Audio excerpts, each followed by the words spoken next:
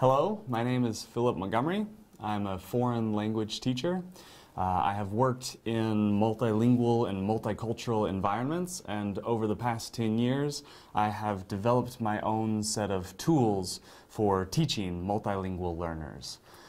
In this video, I will share with you some of the tools for teaching that have worked well for me. I use them again and again in my lessons. I hope that you find them useful and that you can try them in your own classroom. So let's get started. In this session, we will move through a series of broad topics or themes. I'll start with my own background and some general principles that I have learned from teaching multilingual learners. From there, we'll focus on the ideal atmosphere for a multilingual student to learn and to enjoy learning.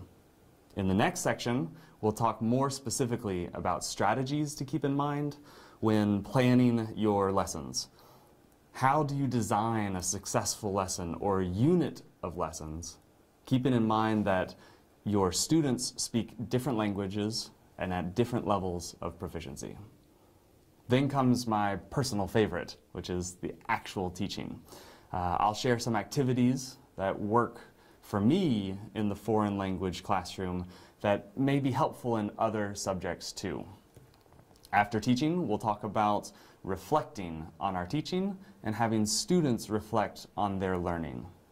We'll ask ourselves some difficult questions, like how do we know when a particular lesson or activity was successful?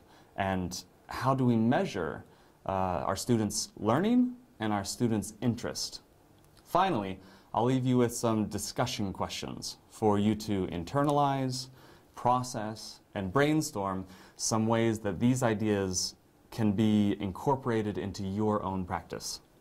By the end of the session, I hope that you will have a better set of tools for teaching in your classrooms, and that this will be a toolbox of teaching strategies that can help you teach in a multilingual setting. In a foreign language classroom, students are asked to speak, write, listen, and think in an unfamiliar language.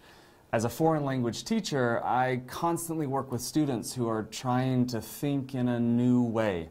In the last 10 years, I've worked in a variety of different types of schools. And the main thing that I've learned is that you need to focus on the students' needs. Most often, I'm teaching English in a setting where the students are not native speakers of English.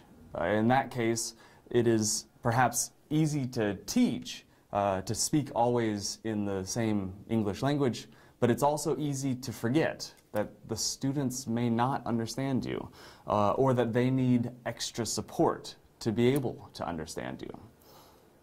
In other schools, I taught Spanish, which is a foreign language for me, and my students didn't speak that language either. In that case, it was easier to keep the students in mind, but harder to really fully communicate in the target language, in that foreign language. I think this is because the students and the teachers both know that it would be much simpler and just more natural to speak in our native language to each other. We have to work extra hard to get our students to want to speak and learn in that foreign language. So we'll keep this in mind while we focus on student needs and while we talk about creating a supportive and successful learning environment. In a multilingual classroom, every teacher is an EFL teacher, so English as a foreign language. Even if you teach math, science, history, or physical education, if you are asking your students to think and communicate in English, then you have become an English teacher. And with that comes some important principles. In foreign language teaching, we spend a great deal of time thinking about communication. If our goal is to develop the skills to communicate in a foreign language, we need to give students plenty of opportunities to practice that skill. If students spend the majority of class listening to the teacher speak, they are not developing their speaking, reading, and writing skills. They aren't actually developing their listening skills much either, because they are only practicing listening to one person, the teacher. One overarching principle in teaching a foreign language is to give the students as many opportunities as we can for interaction, student-to-student conversation and student-to-teacher conversation. We also want our students to be engaged and interested in learning. If you are trying to improve your students' involvement, we need to spark their imagination. This boy in the picture is entirely in the moment of discovery, wonder, and excitement because he's playing a game. A successful learning environment sparks that same interest by making it fun. Most of my favorite classroom activities that I'll show you later, they all involve an element of play to attract students' attention. The last important principle of language learning that I want to emphasize is the question of difficulty. Remember that your students won't understand everything that you say or present to them as text or project work. They might feel that they are reading ancient Latin, like in this picture, and in some cases this is good. They might feel a little bit lost, but we want them to feel a certain manageable amount of ambiguity. And this means that, yes, we should keep in mind that students need support and that we, as teachers, should simplify the way that we speak to make ourselves as clear as possible. But at the same time, we should expect our students to struggle a little bit.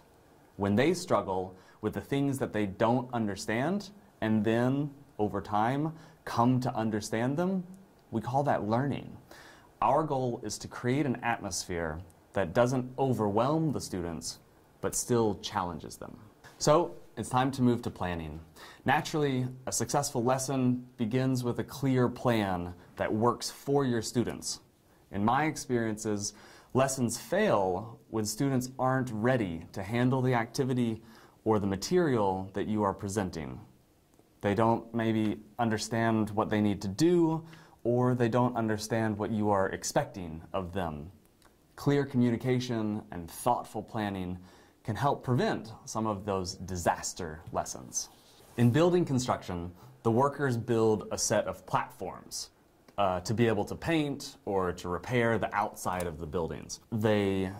If they want to build a tall platform, they have to connect the tubes and boards together in a very systematic manner. You can't build the third level until you can stand firmly on the second. In this process, and this structure is called scaffolding. So in education, we use the word scaffolding to mean careful planning of tasks and activities.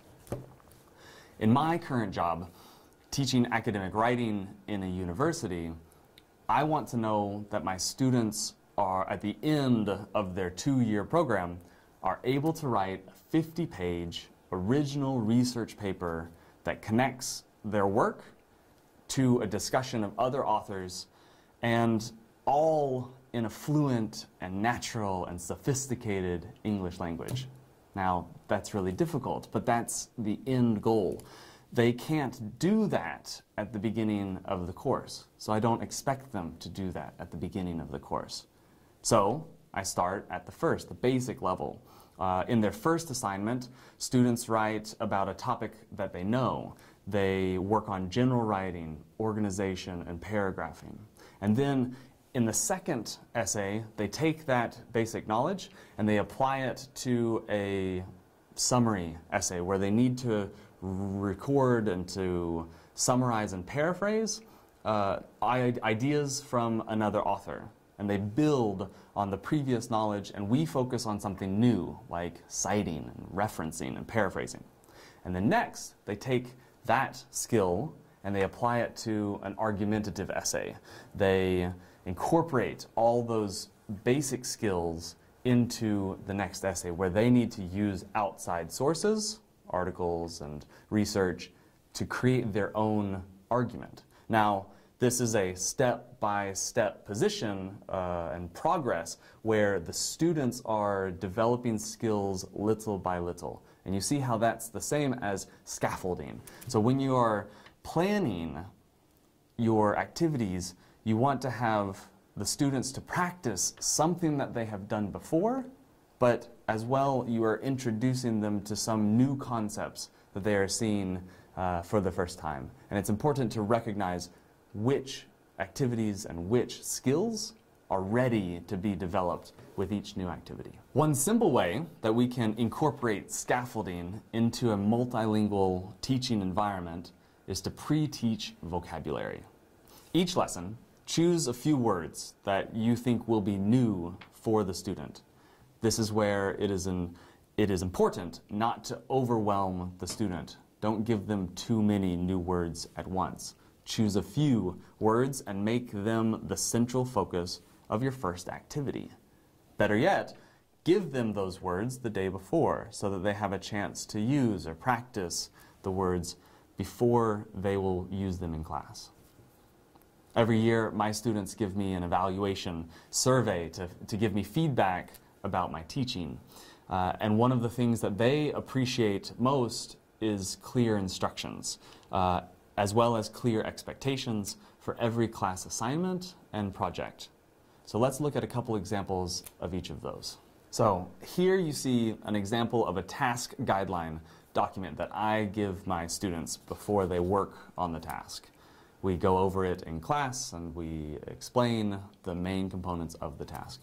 I don't expect you to read the whole document, but I can highlight the key purpose of giving your students so much detail.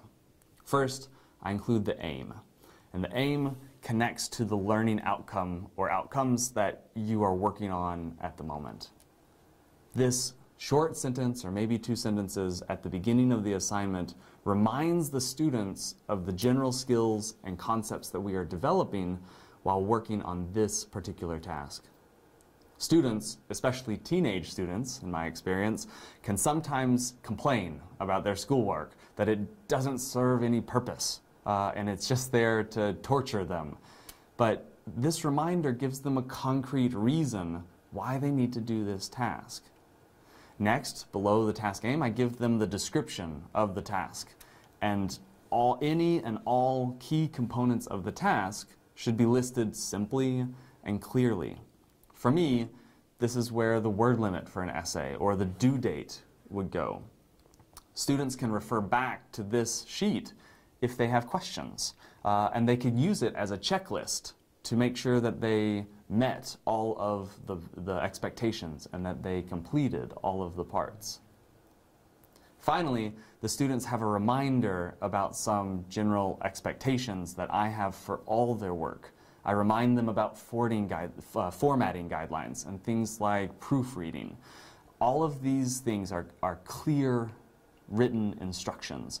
And for me, I think that's one of the most important ways to make sure that your students understand the tasks that you give them. Of course, they should also have time to read and process and ask questions about it before they start on their tasks. Another way that you can make sure that your students understand the task and that they are working towards developing the skills and understanding is to give a full description of your evaluation criteria. What is the difference, the students might ask, between an A and a B? How important is organization in my essay compared to analysis? I use this rubric, and again, it's a lot of text, but I don't need you to read all of it. I use this rubric for my writing assignments, and it may be a little overwhelming at first. There's a lot of detail, but I use the same rubric over and over, and students can use it as a checklist of the descriptions about their writing. In the far right column, they see a complete picture of what outstanding work looks like. There's no confusion between what I expect the students to do and what I show them when they get their feedback. If I want students to develop analytical skills, I need to describe to them clearly what that means, and then I need to evaluate them using that same criteria. This is an easy way to make your planning more effective. Give your students clear evaluation guidelines for every major assignment. After you've planned a perfect lesson, it's time to teach. For me, teaching is the most rewarding and fun part of the job. The interactions with the students, working together to improve ourselves, that's what I love about being a teacher. In this next section, I want to share some of my favorite teaching techniques in the classroom that help achieve the atmosphere that we talked about and incorporate some of the planning ideas. Again, the atmosphere should promote interaction and fun and give the students a level of ambiguity. I'll be sharing 2 specific activities, but in general there are 2 elements that make any good language activity successful: choice and communication. Choice means giving the students options and freedom. If possible, let students choose from a list of activities. If giving an assignment, maybe an essay or make a video project, give them a choice between the format of how they present their ideas. If giving a problem, let them choose the method of solving it. Choice gives the students a sense of ownership and control over their own learning. How much do you like being told what to do and exactly how to do it all day long? Not so much. Communication is important as well because, as I understand it, knowledge is created and given meaning through our interactions. We don't live alone in our own heads. We live through communication and relationships with the people around us. Our family, our friends, our colleagues.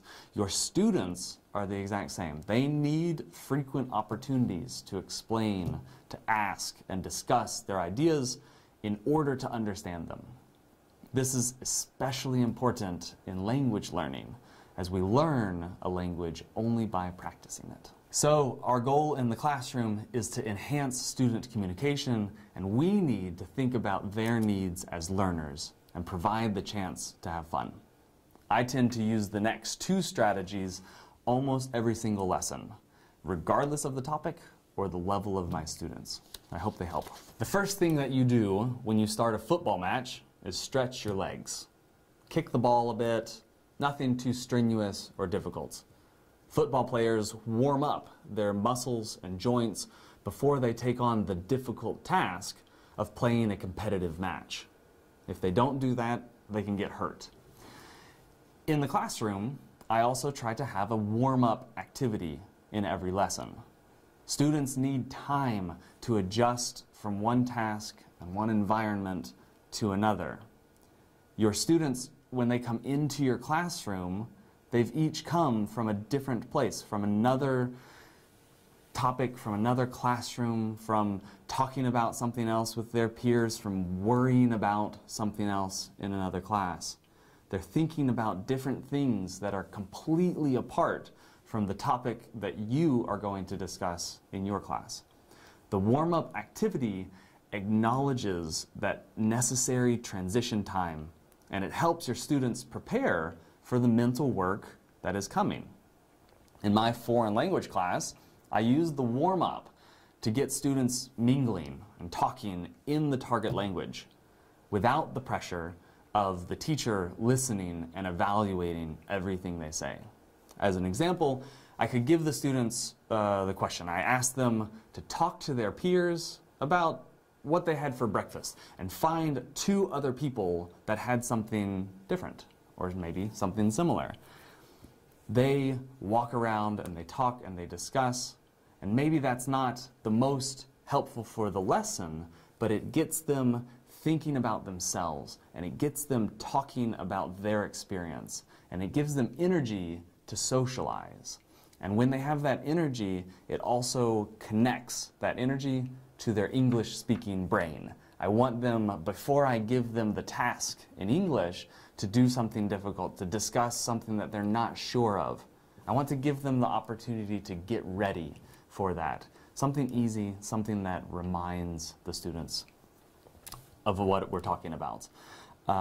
You could do the same with a short question or a speaking activity or a writing activity about their homework, or some idea previously discussed in class. A warm-up is a good chance to review previous material.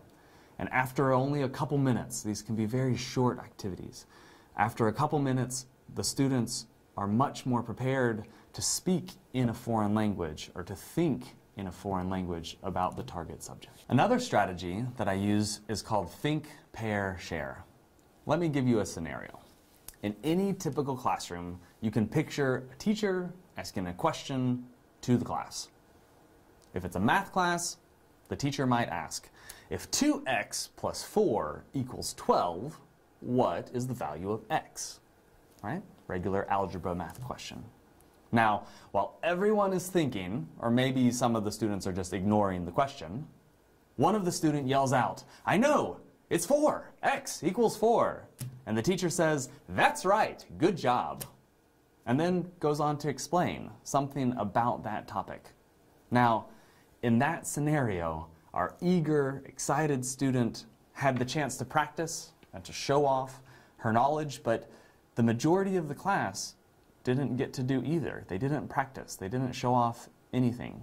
Even worse, the students that might be confused or uninterested, ignoring the question in the first place, will remain confused and uninterested, and the teacher may not know about it.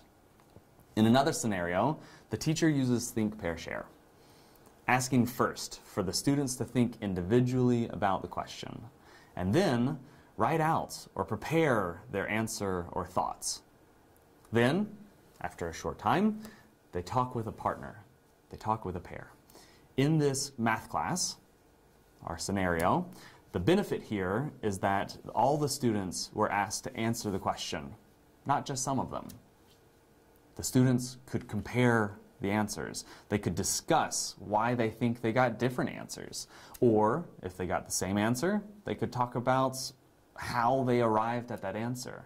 Either way, every student in the classroom is involved and everyone is communicating. Next, the teacher asks for some sample answers. Maybe she asks for all the groups to share, maybe only one or two, depending on the time. But when she asks the group to share, she's asking for their responses. Every student has an answer and is a bit more prepared to discuss the question in a meaningful way. This strategy, think, pair, share, gives the students more opportunities to think and communicate, but it also gives the teacher a better idea of the extent to which students understand or apply the concepts from class. The last major topic that I want to discuss is reflection. What we and our students should do after the lesson. Reflection is the process of evaluating how that we did and how we can improve in the future. Again, I have a few examples of strategies that I regularly use in the classroom. They focus on getting the students to think and to process and internalize the information or the skills developed in your classroom. This strategy is particularly important because in a multilingual environment, it gives the opportunity to think more deeply in the target language. Let me give you some examples. When doing reflective activities with my students, I want to make sure that they are low stakes and informal. Let me explain. Reflection activities are very personal. If I ask you how you felt about a project that you just completed, or I ask you to write about the ideas that you are most confident about and the areas that you still have questions in, I'm asking you to share your feelings. I'm asking you to share your weaknesses that you have. Students and you probably don't like talking about your weaknesses. To make students feel safe and comfortable in sharing this personal information, I don't generally grade these assignments. If I do, I make them only for completion. Yes, they did it. No, they didn't. This is what I mean by low stakes. Students don't have a big grade to worry about in addition to reflecting on their learning. And that makes these activities informal. You can ask the students to do them often. You can ask them very quickly to jot down their ideas about how they think they are doing. What do they understand? What do they not understand? So here's two examples of reflection activities. The first is journaling, which means a form of writing about your personal thoughts or reflections. Again, the purpose of this writing is not for assessment. I don't want to give a grade on the writing, but for processing information and thinking deeper about what we have learned. If I am teaching a unit on genetics, for example, and in the last lesson I have taught about the different alleles and how they produce different traits in different people because of the relationship between dominant and recessive genes, I might ask the students to write about their own genes. I might ask, what characteristics of your appearance do you like best, and how do you think you got them? Or, based on your parents, what ways might you look differently if you received a different combination of genes? In my class, I am not so concerned about the physical characteristics of my students. So that's not the purpose of the writing. But what I am doing is I'm giving them a chance to think about their topic, the one that we're studying, and how that topic relates to their own lives. In a multilingual classroom, I'm also giving low-stakes, informal tasks to help students practice the target language. The final example is one to make your students stop and think before they leave your lesson. As a teacher, I want to know if my students understood what I wanted them to understand, and to check that, I can give them an exit ticket. In a recent lesson, I was teaching about correct referencing procedures in academic writing. This means giving citations and showing your sources.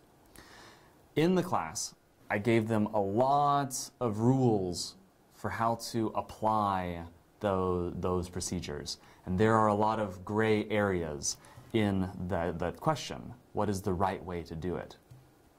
In the class, I gave them the examples, and we practiced correcting and evaluating sample texts. At the end of the class, I gave everyone a small slip of paper, the ticket, and I asked them to write down one question they still have about correct referencing. I could just have easily asked them to write down 3 of the most important rules that they remember from the discussion. Either way, the students stop and think about the content of the day and about their understanding of it. That assessment also gives me valuable feedback about what my students know and what they don't know, or how they think something is more or less important than some other idea. That can help me plan my next lesson according to what I learned from that exit ticket. Another good question in any context would be to ask your students about their interests or their preferences. For example, what class activity was most helpful for you? Or are there any parts of the class where you felt lost or bored? Those questions can show your students that you care about helping them and that you want to engage them, not to bore them. Again, this is a great way to emphasize on what the student needs and how the student is learning. So let's look back at what we discussed today before you move on to your discussion. In general, I shared some of the ways that my background and professional experiences in the foreign language classroom can apply to other multilingual settings. Our first major area was about creating an atmosphere that helps your students learn both the subject material and the target language. We talked about how students who interact with other students get more practice, and how our classroom should engage the students to help them explore and to help them have fun. However, at the same time, we want to give our students a certain level of difficulty and let them struggle with ambiguity. From there, we looked at planning and how the key ideas of scaffolding, clear instructions, and clear evaluation feedback can help communicate to your students. And that communication with your students is a very important aspect of their learning. Then I shared a few teaching examples that emphasize choice and communication in the lesson. I regularly use warm-up activities and the think, pair, share technique to get my students engaged and to get them talking in class. Finally, we talked about the role of reflection in learning. Students should be given the opportunity to think about and evaluate their own learning. And that reflection can really help the teacher understand his or her students and their learning. I hope you found this video helpful in your attempt to adapt your lessons to teaching in a foreign language to multilingual learners. The next section presents 3 discussion questions to help you think more specifically about using some of these strategies in your own classroom. You can pause each one to discuss for as long as you need. Thank you.